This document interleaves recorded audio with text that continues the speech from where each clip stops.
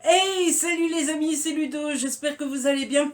On se retrouve aujourd'hui pour une nouvelle vidéo et il va s'agir d'un update BD.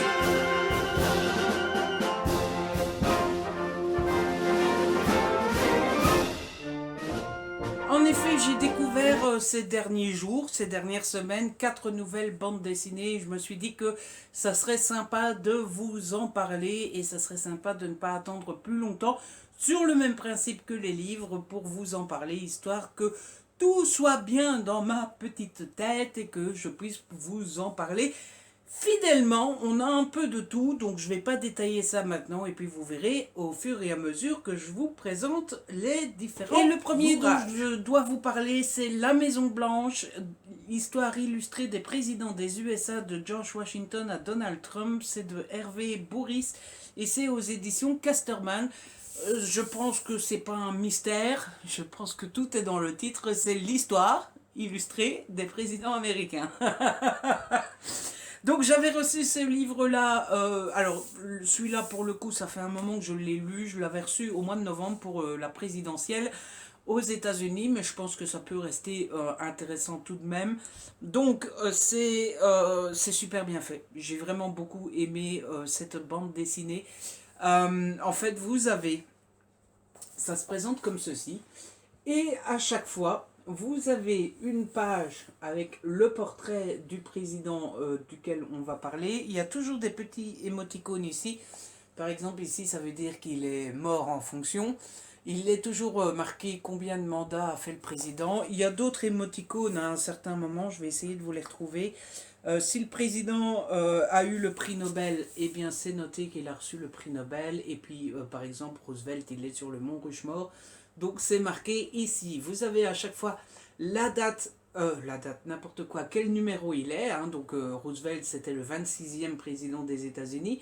Vous avez au-dessus les dates où il était président, donc de 1901 à 1909. Et en dessous, vous avez le nom, le prénom, forcément. Et vous avez les dates de où il était vivant, hein, donc de 1858 à 1919, et le surnom du président, ici c'était Teddy.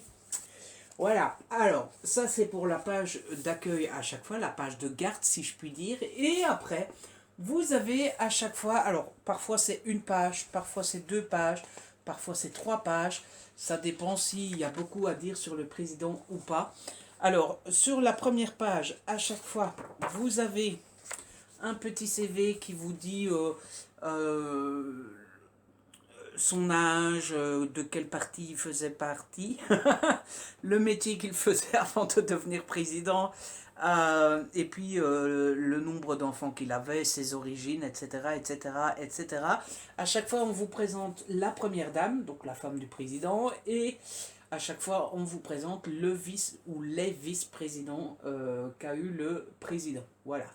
Et tout le reste, ce sont des fun facts ou des faits historiques sur la présidence du président qu'on vous présente. Voilà, donc ici c'est la présidence de Roosevelt.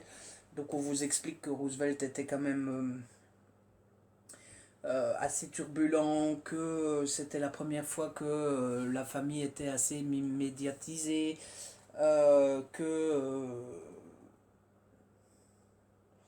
Roosevelt avait été cow-boy. On vous parle de l'investiture de Roosevelt, on vous dit que Roosevelt faisait de la chasse, que Roosevelt est sur le mont Rushmore, etc., etc., etc. C'est super bien fait, surtout, en grande partie, si vous ne connaissez pas encore les différents présidents. Alors moi, je m'y connais déjà pas mal. Je dois avouer que sur les présidents les moins connus, James Buchanan par exemple, je le connais assez mal, ou je sais pas moi, un président que je connais mal. Lincoln, non, quand même pas. James Buchanan, je viens de le dire. Ouais, voilà. Franklin Pierce, je connais pas vraiment. Zachary Taylor, je connais moins, etc. Mais je m'y connais déjà pas mal. Je pense que si vous vous y connaissez déjà bien sur les présidents, vous n'allez pas apprendre des masses et des masses et des masses de choses. Par contre, pour quelqu'un qui n'y connaît absolument rien, qui ne connaît rien de chez rien sur les présidents, je pense que c'est une vraie mine d'informations. et c'est super bien fichu dans le sens où, bah, vous l'avez vu, c'est tout des petits bouts, des petits articles par-ci par-là, des petits textes de 2 lignes. Et donc je pense qu'il y a moyen d'en apprendre énormément, d'en apprendre beaucoup, beaucoup, beaucoup, sans que ça soit pouf, une masse d'informations ingérable, c'est pas ça, un, quand on mange un indigérable, sans que ça soit compliqué, sans que ça soit lourd, sans que ça soit rébarbatif. Je pense que ça peut être une vraie mine d'infos. Après, si vous y connaissez déjà, c'est un peu plus compliqué. Et l'autre chose qui était super et que j'ai beaucoup aimé avec cette BD, c'est que tout est dit sur un côté un peu drôle, un peu humoristique, un peu presque ironique parfois, un peu irrévérencieux, et c'était vraiment très chouette. Donc voilà, je ne peux que vous conseiller cette petite bande dessinée. La seule chose, c'est que bah, ça a été fait avant l'élection de Biden, donc Biden n'est pas dedans de manière... il est pas dedans, quoi, hein, il est pas président, donc il n'était pas encore président quand le livre a été fait. Je pensais qu'il y avait une page en mode peut-être que ça sera lui, mais non. Donc voilà. Donc le dernier que vous avez, c'est Donald Trump avec de 2017 à point d'interrogation. Voilà. Donc voilà.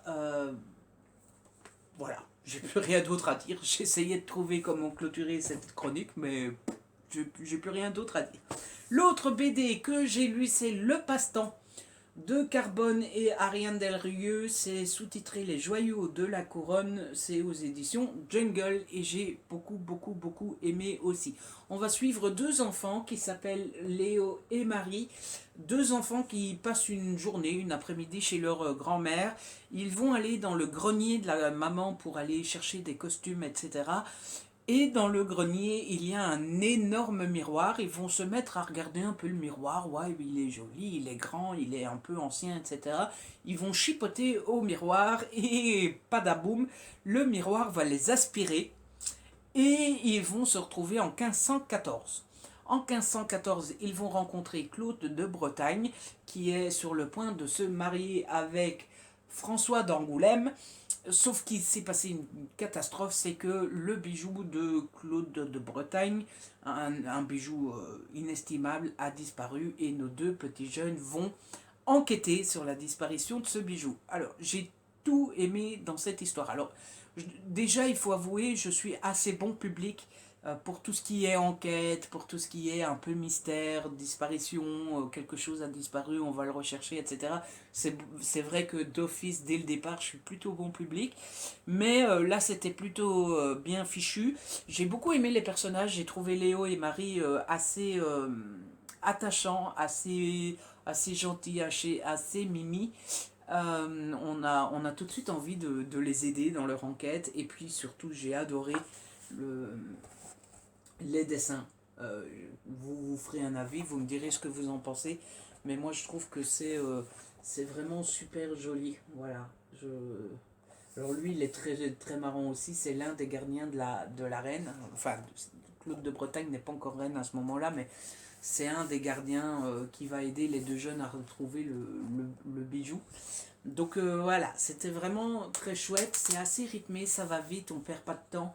Après, la BD fait, c'est peut-être un peu parfois le défaut de ce genre de publication, c'est que la BD fait 50 pages et vous avez vu, c'est écrit plutôt gros, les cases sont grosses, etc. Donc il n'y a pas super super matière à faire beaucoup.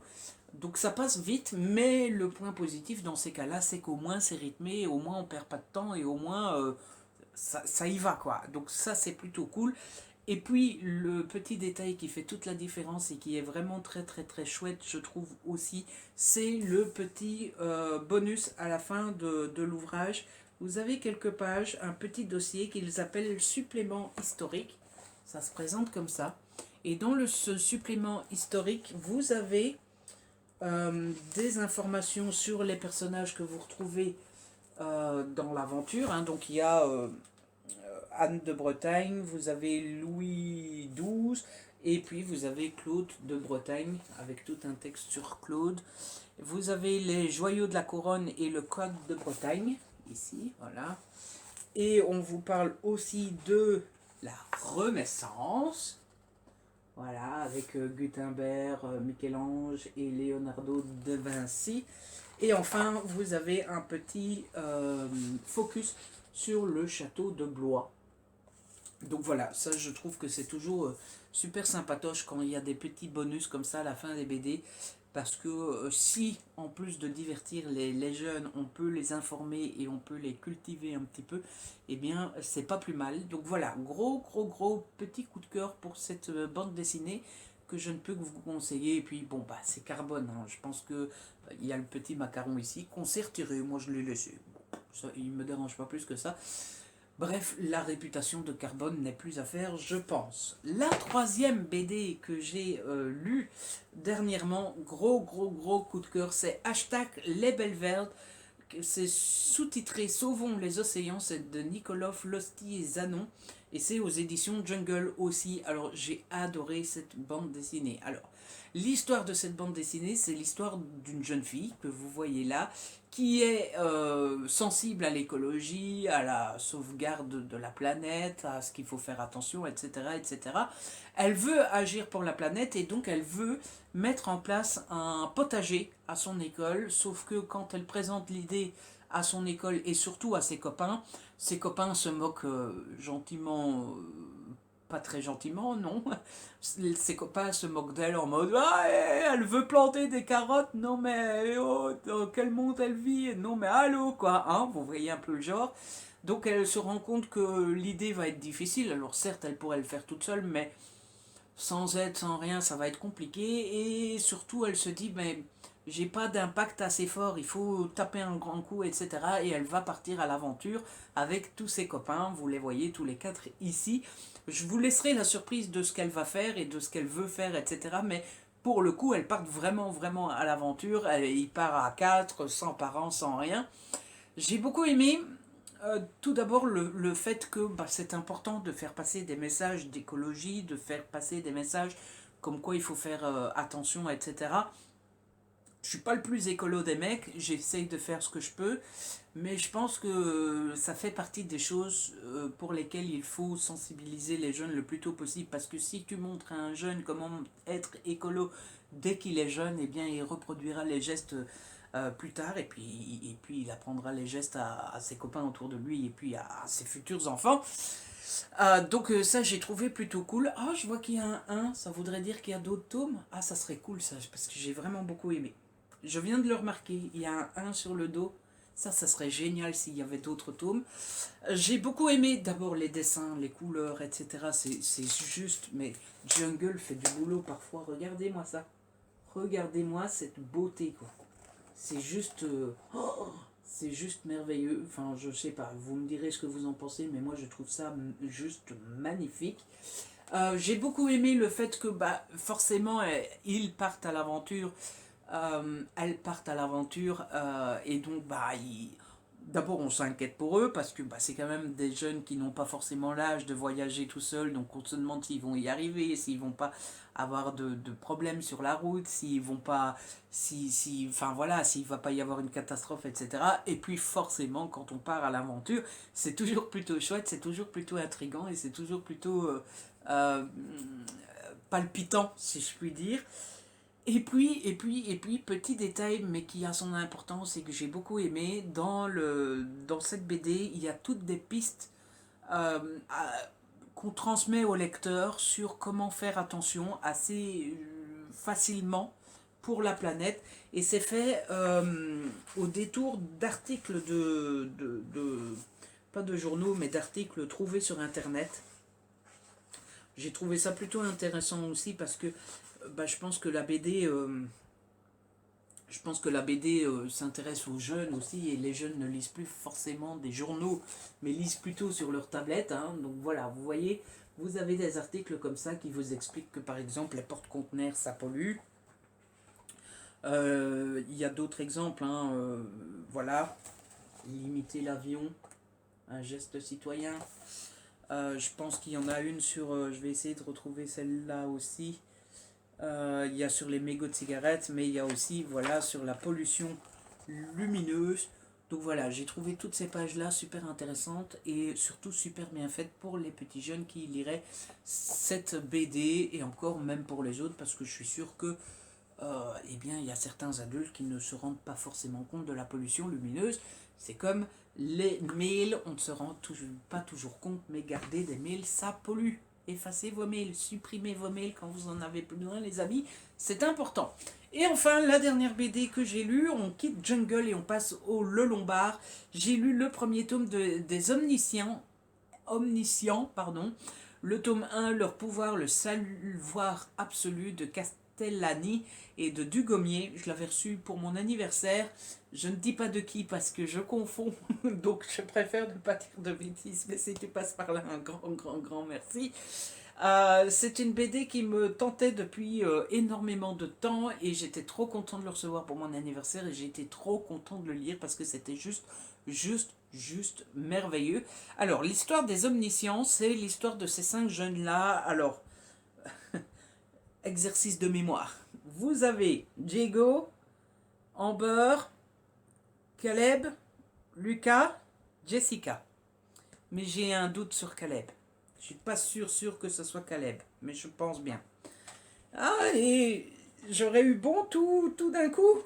Ça serait... Eh, franchement, James, Jessica, Albert. Ah, c'est Albert, c'est pas Caleb, c'est Albert. Ah là là, pour une fois j'aurais réussi, et ben non. Donc c'est ces 5 jeunes-là qui se réveillent un beau matin, pouf, comme ça, et ils ont le savoir absolu. C'est-à-dire qu'ils savent tout. Vous saurez tout sur le... Bref, ils ont le savoir absolu, c'est magnifique, ils sont devenus plus qu'intelligents, ils sont devenus omniscients.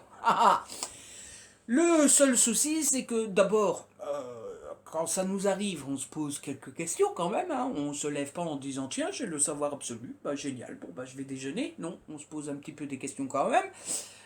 Et puis surtout, et puis surtout, vous attirez beaucoup l'attention. Que ça soit de la population en règle générale, que ça soit des médias, mais surtout des autorités et du FBI notamment, parce que, eh bien, non seulement on se pose des questions aussi, hein, de savoir ce qui s'est passé, etc., mais surtout, on pense déjà beaucoup plus loin, on se dit que ces 5 petits jeunes-là, ils pourraient soit être un avantage pour le pays, soit être dangereux pour le pays. Et donc, eh bien, la tentation va être grande de se servir de ces jeunes-là et de les traiter un petit peu comme du bétail. Voilà. J'en dirai pas plus, c'était juste merveilleux. C'est assez introductif comme BD, mais pas seulement. Alors déjà, elle est plutôt longue, ce qui est assez rare dans les bandes dessinées. Je pense qu'elle fait une 60aine de pages. Elle fait 60 pages. Donc il y a quand même de quoi lire. Elle est introductive dans le sens où on les voit attraper leur pouvoir, on les voit, comment dire, se rencontrer, on voit la mise en place du FBI qui commence à se méfier, qui veut absolument les contrôler, etc. etc. Là où je veux dire que c'est introductif, c'est sur comment ils ont eu leur pouvoir, de où ça vient, comment ça se fait, etc. etc. Il y a des petits indices par-ci par-là, il y a des petites images par-ci par-là, mais c'est vraiment que des petites bribes de rien du tout. Et donc ça rend extrêmement curieux, ça m'a vraiment accroché. Donc petit coup de cœur pour cette BD-ci aussi, c'est vraiment avec les Belles Vertes, mes 2 préférés de cette update. Voilà, si vous me dites le 12, je sais pas acheter les 4, ben, je vous conseille ces 2-là. Euh, et voilà, les images, les dessins, arrêtez de faire des si beaux dessins, quoi, les gars. C'est pas possible. Moi, regardez-moi ça. Regardez-moi comme c'est beau. C'est juste de toute beauté, regardez. C'est pas joli, ça? Regardez. C'est juste merveilleux. Donc voilà, je ne peux que vous conseiller cette petite bande dessinée que j'ai beaucoup aimée. Et c'est donc comme ça que se termine cette vidéo, c'est donc comme ça que se termine cette BD. J'espère qu'il vous a plu, j'espère surtout que je vous ai donné envie de découvrir l'un de ces articles. On est au téléshopping.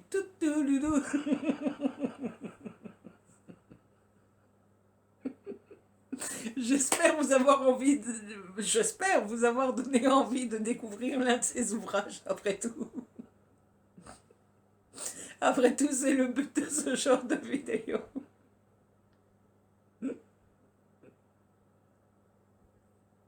En tout cas, si vous avez aimé la vidéo,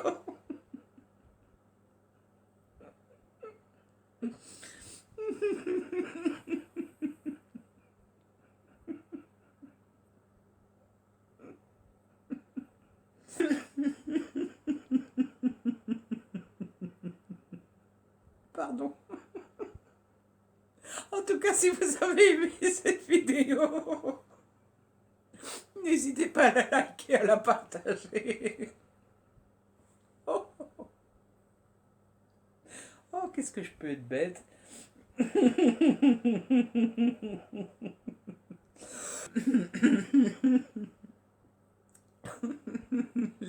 N'hésitez pas à me laisser un petit commentaire. Vous savez que j'adore vous lire. Si ce n'est pas encore fait, abonnez-vous, c'est gratuit et ça fait plaisir. On se retrouve très vite pour une nouvelle vidéo. D'ici là, prenez soin de vous et de ceux que vous aimez. Ciao.